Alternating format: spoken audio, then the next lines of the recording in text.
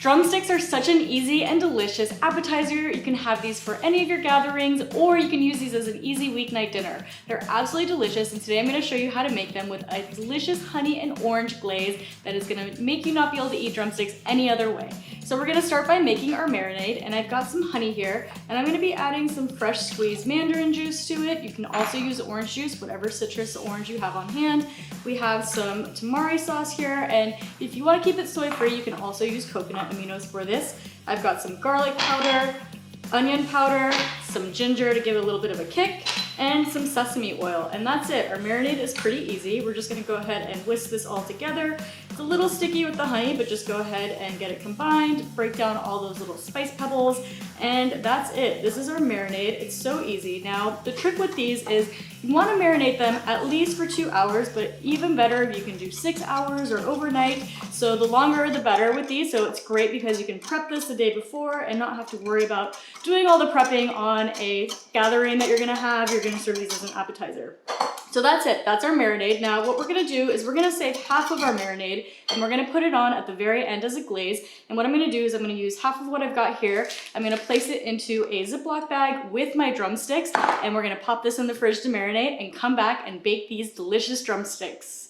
Our chicken has been marinating for about 4 hours now, and I went ahead and pulled it out of the fridge and placed it into my baking pan here. Now I arranged them with the skin side up, and we're gonna cook it for 20 minutes at 400 degrees. We're gonna flip it over, cook it for another 20 minutes, and then at that point we'll evaluate if we need to do any broiling or the skins are crispy enough. So let's put this in the oven and we'll be back once it's cooked. And our baked chicken has come out of the oven and it is baked to perfection. I put it on broil for 1 minute each side. And in the meantime, while the baking was finishing up, I've had my sauce here simmering, and this is the rest of our marinade that we made earlier. I've had it simmering for about 7 minutes or so, and it started to thicken up a little bit. And now we're gonna put the finishing touches on it to make it really sticky for our topping of our chicken. So what I've got here is a little bit of cassava flour, and I just sprinkle a little bit in as you whisk. Make sure you're whisking at the same time that you're adding it, and you don't want to add too much at once because it can get really clumpy. But we're going to be using this instead of regular flour or cornstarch to thicken our sauce. And this is going to make it a lot easier for us to be able to put that glaze onto the chicken and not have it all run off. It'll actually stay on our chicken. So I'm doing this as I'm over low heat. You don't want to have it simmering anymore. You've already done that. And we're just going to add a little bit more in. And usually the magic place is somewhere between 4 to 6 teaspoons of cassava flour, so I just add a little bit in until I get the thickness that I want, and that is it. Once we've got this thickened, we're gonna go ahead and add this onto our chicken drumsticks.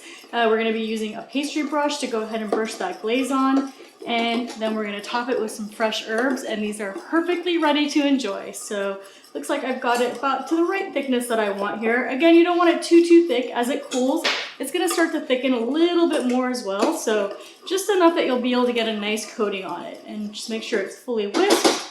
That is ready to go. We're gonna do our pastry brush now. I like to just grab the drumsticks by the top and make sure you've let them cool a little bit, because otherwise they're just gonna be a little bit too hot to handle. And that's it. We're just gonna go ahead and fully glaze this. And I like to glaze each of the drumsticks first and then plate them. And then at the very end, we can go back with the glaze that's remaining, and we can go ahead and fully glaze the rest of them with whatever is left over. So let's go ahead and glaze these. Okay.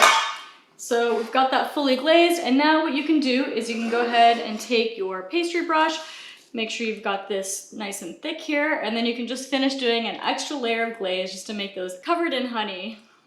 All right, and once you've got your glaze fully coated on those, we're just gonna go ahead and top it with our fresh herbs. So you can use a little bit of fresh basil, which I really like to do. I like to do some white sesame seeds, and of course some fresh chives, and that's it. These drumsticks are ready to enjoy. They're absolutely delicious.